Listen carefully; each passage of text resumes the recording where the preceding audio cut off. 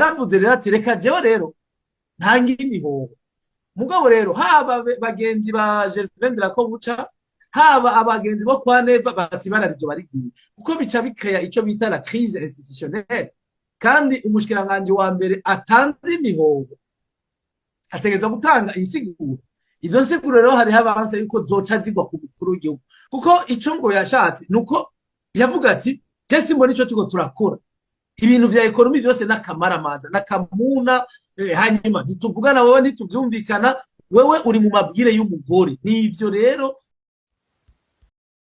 ayo majwi yose muraza kuyakurikira muri aya makuru ku buryo burambuye.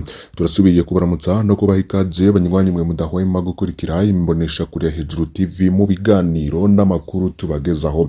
Turi kuwa kabiri muri iki gitondo turi kwigenekezo ya gatandatu kwezi kwa gatanu 2025 n'amakuru rero tugiye kwibanda kubiriko biravugwa cyane muri politike y'u Burundi. Reka tubaramutse mwe mudukurikiye muri mu bice bitandukanye imbere mu Burundi mu ntara no mu bisagara bari mu bice bitandukanye mu bihugu bihana imbibe n'u Burundi bari ku mugabane wa Afrika mu gice cy'ubuseruko cy'ubumanuko cy'uburengero hamwe n'uburaruko n'abandi benshi bari ku migabane ya kure mwese turazi ko mudukurikira turabaramukije kandi turabahaye ikaze.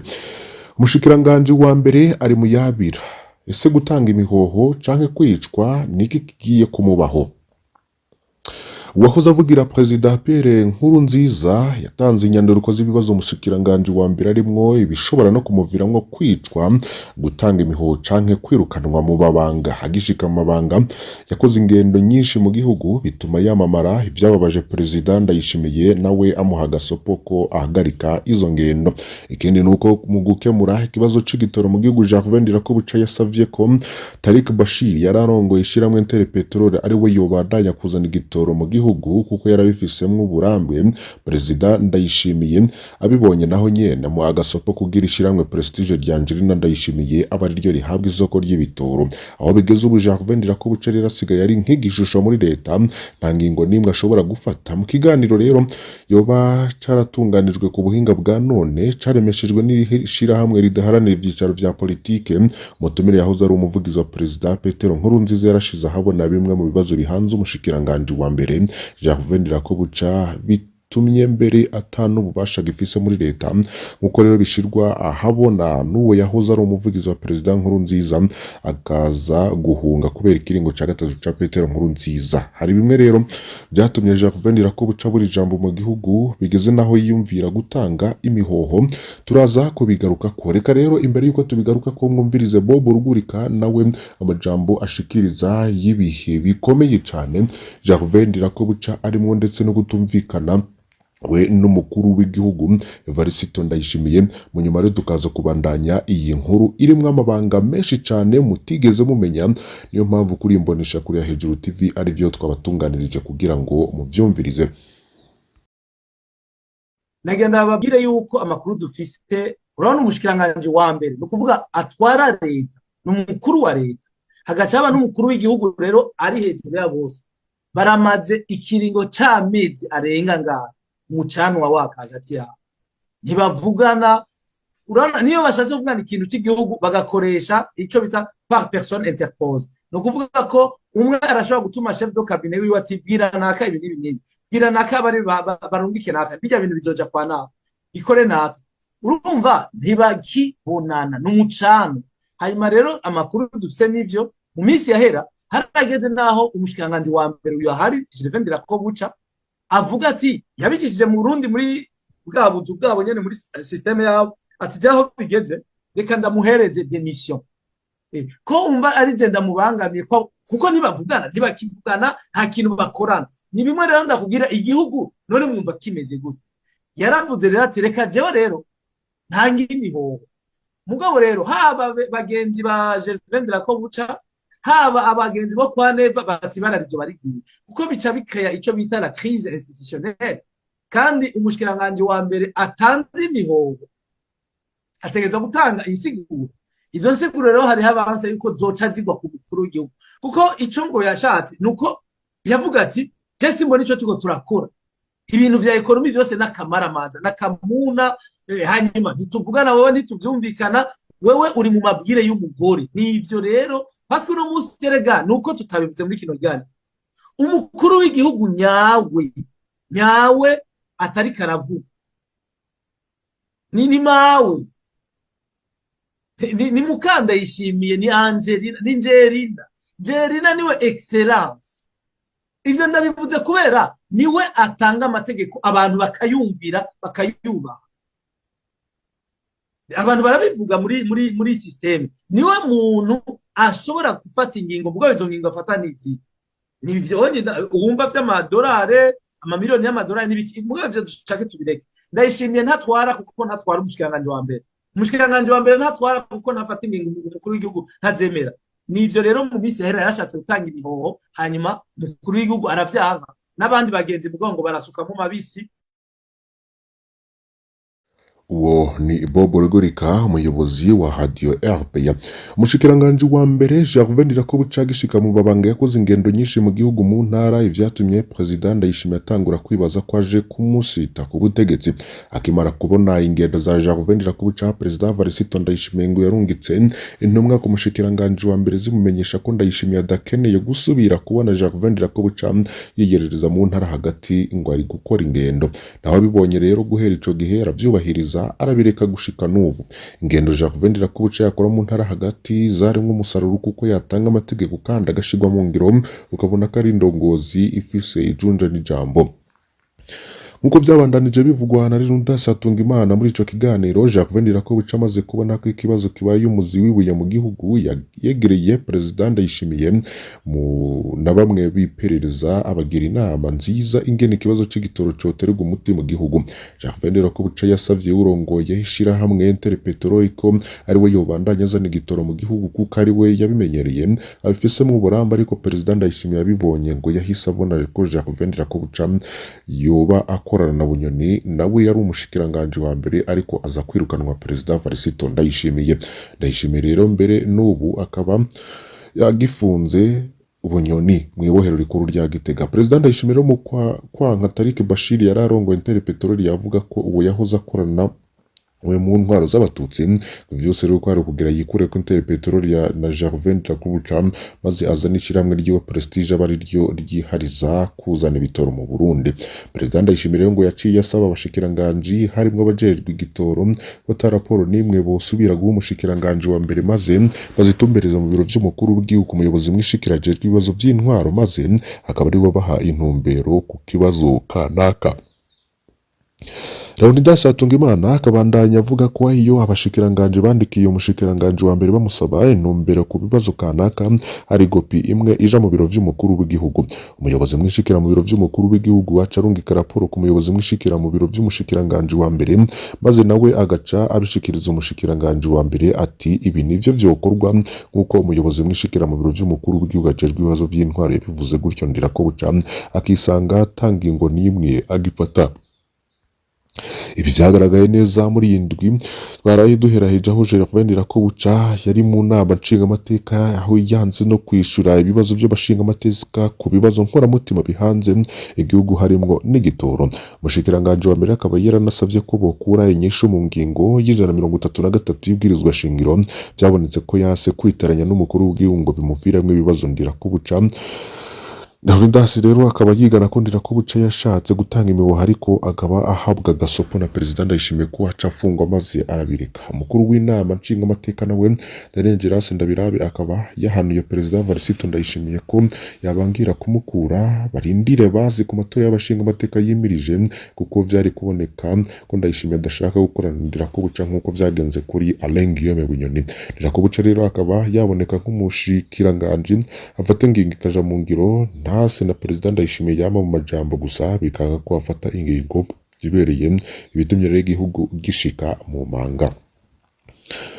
Muri Ruhuma 2023 Gervais Ndirakobuca batazira Ndakugarika yamenyesheje abashinga amateka ko leta iguri agatabuka pasikoro ku madolari 12 gusa, no kuvuga ko yigura munsi y'ibihumbi 40 vy'amarundi. Ni tugendeye ku giciro ca BRB.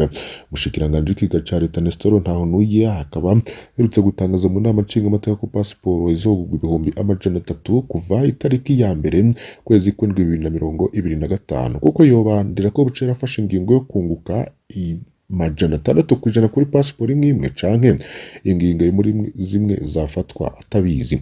Muri Ruguma 2023 ndira ko buca yagirije rwose societe y'abahindi yitwa Contek.com yariko ikora ubusuma bukomeye ifatanije na bamwe mu bakomeye. Contek rero yafatwa oyikorana na bunyoni, none uyu nawe agiye kunguka ibihumbi amajana 260 kuri pasiporo imwe yoba arinde. Ikibazo rero kiracakomeye cyane. Jarvendera ko buca rero ari muyabira. Reka tuje mu yandi makuru ariko haravugwa cyane Bubanza hari imbonerakure ziriko ziratera ubwoba imbere y'amatora y'abashinga amateka n'abajenama b'amakomine yemirije kuba mu kwezi kwa Ruheshi muri ico gihugu gito cyo muri Afrika y'ubuseruko bwo nta handi no Burundi. Hari ubwoba bwinshi rero bwatangiye kwigaragaza mu ntara ya Bubanza. Abashinga intaye benshi bakaba badoma urutoke ku mbonerakure abanywanyi b'umuhari w'urwaruka rw'umugambwe CNDD-FDD babagiriza gukubagura abantu, gutera ubwoba no gukorera amabi abatavuga rumwe n'abanywanyi b'umugambwe uri ku butegetsi. Abo rero bakaba bafatwa nk'umuhari w'inkorabara na ONI. Ivyo urwo rwaruka ruriko rurakorera ngo birateye umutima uhagaze mu banyagihugu. Mu makomine 5 hagize Bubanza abanyagihugu bakavuga ko bahahamutse kubera iterabwoba bama bakorerwa.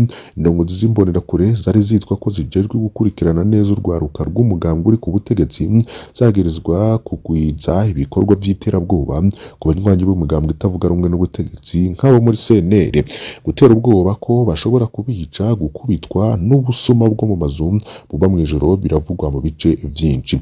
Amasoko yacu aho Bubanza urwo rwaruka rukaba rusaba ko umunyagihugu wese yerekana ko ashigikiye CNDD-FDD ko dusaba ko kuzokwerekana ifoto y'ikarita y'amatora ku munsi w'amatora. Gutabikoze rero baca badufata nk'abanzi b'umugambwe. Kaba bivugwa rero n'umwigisha muri komine Musigati yashimye ko umwidondoro wiwe utoja ahabona.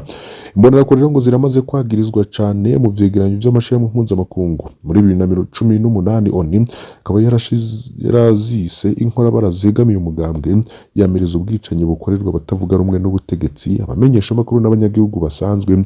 Ayo mabi rero akaba asa n'ariko aragaruka mu gihe himirije amatora. Hari amanama rero kwiyamamaza akoreshwa ijoro yamavamwo gutuka n'amajambo yo ngahavugirwa nayo nyene ni iterabwoba murindi. Bavuga ko haje abamenja bo kwica, bikaba bivugwa n'abanyagihugu bo ku mugwa mukuru wa Bubanza.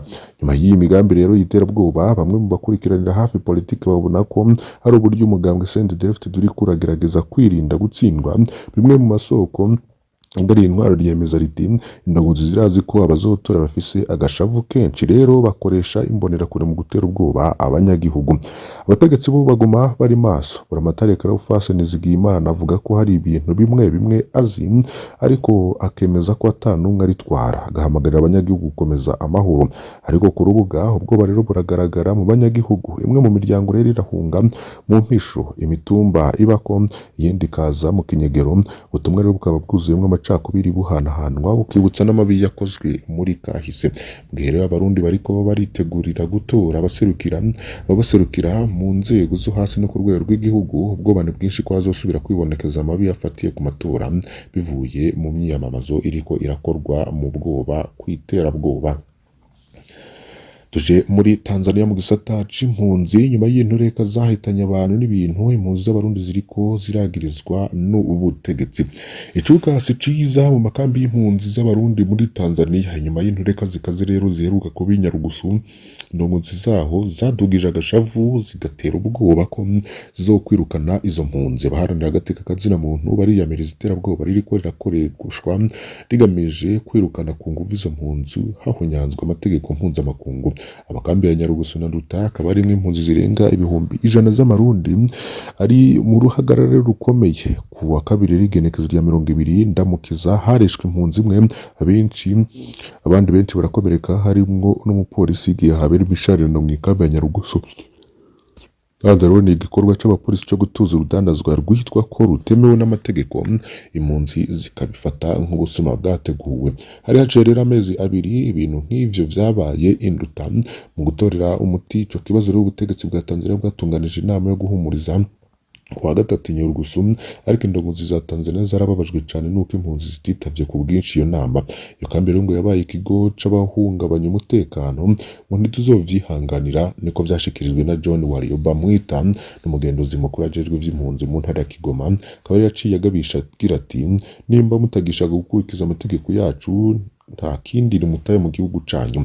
Iryo jambo rero rikomeye ryarashigikiwe n'umwe mu bayobozi ba HCR mu karere ka Kasulu. Ati mwararengeje urugero, HCR ntizobashigikira mu nyifato nk'izo, niko rero yatangaje, yongera ko igipolisi cari kugikora igikorwa acaco.